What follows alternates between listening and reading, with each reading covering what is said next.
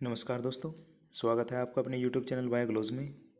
आज हम लेकर आए हैं आपके लिए विषाणुओं से होने वाले रोग, जिसे हम याद करेंगे एक ट्रिक के माध्यम से। तो देखिए ट्रिक क्या है। ट्रिक है कि रेखा हमें हिट करके पोएचे छोड़ गई। यहाँ पे जो ये करके हैं ये साइलेंट हैं, और बाकी आप देखते हैं ये ट्रिक कैसे काम कैसे करेगी। यहाँ रेखा लिखा है तो यहाँ का जो रे है, रे से बनेगा रेबीज, और ख से बनेगा खसरा, और यहाँ पे है से बनेगा हर्पीज़, में से बनेगा मेनिंजाइटिस, और ही से बनेगा हेपेटाइटिस या पीलिया, और टे से बनेगा ट्रैकोमा, पो से बनेगा पोलियो,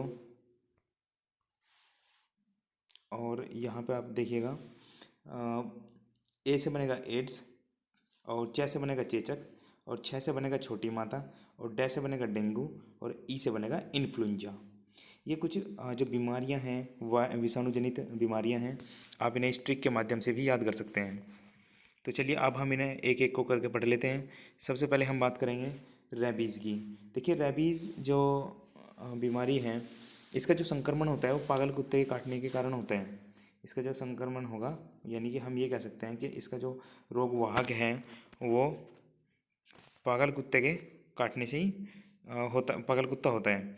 और इसकी लार्व में पाया जाता है रेबीज। ये जो वायरस होता है रेप्टो वायरस, ये इसकी लार्व में मिलता है, जिसके कारण क्या हो जाता है, ये हाइड्रोफोबिया एक रोग है वो हो जाता है, जिसमें मनुष्य को क्या होता है, पानी के साथ में उसे डर लगता है। और ये किसे प्रभावित करता है, ये तंत्रिका तंत्र को प्रभावित करता है रेबीज। अब हम बात कर लेते हैं खसरे की। देखिए खसरा जो है ये मोरबिली वायरस के कारण फैलते हैं, और इसका जो संक्रमण होता है वो वायु के द्वारा होता है। और इसके जो लक्षण दिखाई देंगे वे कैसे होंगे, शरीर पर लाल दाने निकल आते हैं। अब हम बात करते हैं हर्पीज़ की। देखिए ये क्या है कि इसका ये जो हर्पीज़ बीमारी है ये हर्पीज़ विषाणु के कारण होती है। इसका मुख्य लक्षण क्या है कि त्वचा में जो सूजन आ जाती है। और मेनिंजाइटिस क्या है, देखिए इसमें क्या है कि इसका जो विषाणु है वो मस्तिष्क को प्रभावित करता है। और इसमें जो रोगी है उसे क्या होगा, यहाँ पर उसे बुखार बुखार के साथ साथ में सर दर्द भी होता है, और तेज़ बुखार होता है बहुत। तो ये क्या है, मेनिंजाइटिस। इसके बाद में हम बात करेंगे हेपेटाइटिस या पीलिया या जॉन्डिस। ठीक है, इसका जो प्रभावित अंग हैं, या ये हम ये कह सकते हैं कि जो हेपेटाइटिस है या पीलिया है ये किसे प्रभावित करते हैं, तो ये यकृत को करते हैं। और दोस्तों आप जानते होंगे कि यकृत क्या हमारे शरीर की सबसे बड़ी ग्रंथि है। और इसके बाद अगर हम बात करें कि रक्त में जो है, क्योंकि जो यकृत होता है वो क्या पित्तरस स्रावित करता है, जो कि पित्ताशय से निकलता है, पित्ताशय में इकट्ठा होता है सारा, ठीक है ना। और ये क्या करता है, इसकी जो हेपेटाइटिस है इसमें क्या होगा, पित्तरस का जो श्रावण है वो बहुत अधिक मात्रा में होगा, जिससे रोगी का मूत्र और नाखून और शरीर भी हल्के पीले रंग का हो जाता है। अब हम बात करेंगे ट्रैकोमा की। देखिए ट्रैकोमा क्या है कि इसका जो प्रभावित अंग है वो आँख है, यानी कि कोई जो रोगी होगा वो सबसे ज़्यादा ये जो रोग है ट्रैकोमा ये किसे प्रभावित करेगा, मनुष्य की आँख को।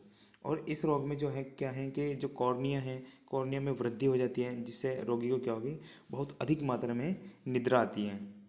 इसके बाद हम पोलियो की बात कर लेते हैं। पोलियो क्या है कि विषाणु जनित रोग है, और पोलियो का जो विषाणु है वो पोलियो मेलाइटिस विषाणु है।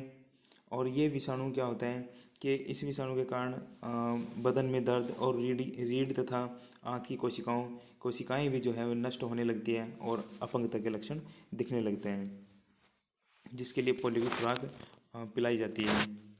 इसके बाद हम बात करेंगे जो बहुत मुख्य हैं और लाइलाज हैं, एड्स की बात करेंगे। देखिए एड्स जो है एक विषाणु जनित रोग है। एड्स का अगर हम पूरा नाम देखें तो एक्वायर्ड इम्यूनो डिफिशियंसी सिंड्रोम है, तथा ये एक रोग का हम ये कह सकते हैं कि ये कॉम्बो है। और इसमें का जो वायरस है वो HIV वायरस है, ह्यूमन इम्यूनो डिफिशियंसी वायरस, मानव प्रतिरक्षा न्यूनता विषाणु इसे हिंदी में कहते हैं। ठीक है, इसके बाद इसके हम लक्षण देख लेते हैं कि आखिरकार ये प्रभावित किसे करता है या क्या ये नुकसान पहुंचाता है रोगी के शरीर में। तो जो रोगी है उस रोगी के शरीर में जो रोगों से लड़ने की जो क्षमता है उसे हम कहेंगे इम्यून सिस्टम, प्रतिरक्षा तंत्र को ये क्या कर देता है, बहुत ज़्यादा कमज़ोर कर देता है, जिससे बाह्य वातावरण से लगने वाले छोटे छोटे विषाणु भी एक बहुत अलग अलग प्रकार की बीमारियां उत्पन्न करते हैं।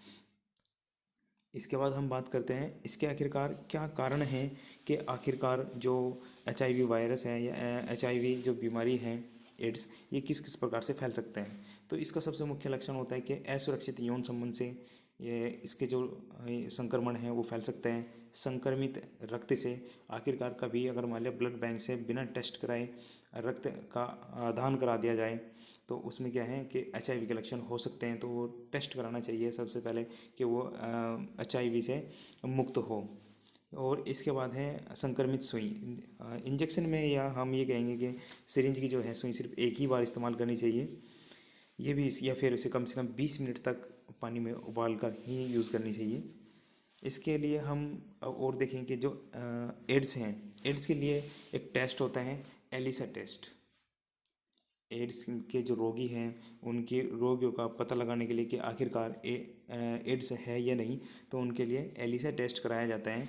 एलिसा टेस्ट, जो एलिसा का पूरा नाम क्या होता है, एंजाइम लिंक्ड इम्यून सॉल्वेंट एसे, ये इसका नाम होता है। और ये यहाँ से प्रश्न बहुत पूछता है कंपटीशन में भी कि ये बताइए कि एलिसा टेस्ट किसके लिए किया जाता है। तो एलिसा टेस्ट हमेशा एड्स के लिए किया जाता है। एड्स के जो व्यक्ति हैं या एड्स का पता लगाने के लिए एलिसा टेस्ट किया जाता है।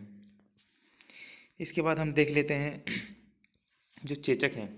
चेचक जो है ये भी एक विषाणु जनित रोग है और इसका विषाणु है वेरियोला वायरस, वेरियोला विषाणु। और इस रोग में जो रोगी है उसके शरीर पर लाल दाने बन जाते हैं। और इसके बाद हम बात करेंगे छोटी माता, इसमें इसका जो ये भी विषाणु जनित रोग है और इसका विषाणु कौन है, वेरिशेला विषाणु। इसका विषाणु कौन है, वेरिशेला विषाणु है।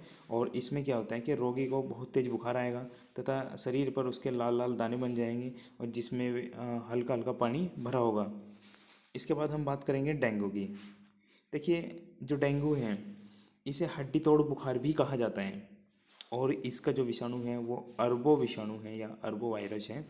और इस रोग में रोगी को बहुत तेज बुखार, सर दर्द तथा व्यक्ति की जो प्लेटलेट है वे बहुत कम होना शुरू हो जाती हैं।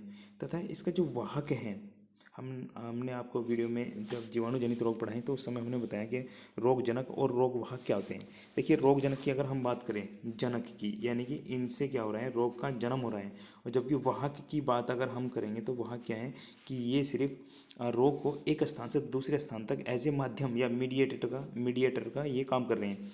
तो यहाँ पर रोग वाहक कौन होगा, मादा एडीज इजिप्टी मच्छर। और इसके बाद हम बात करेंगे इन्फ्लुएंजा वायरस। देखिए इन्फ्लुएंजा जो ये हैं ये मिक्सो वायरस के कारण होता है, जिसमें ये क्या करते हैं, पूरे शरीर को ही प्रभावित करते हैं।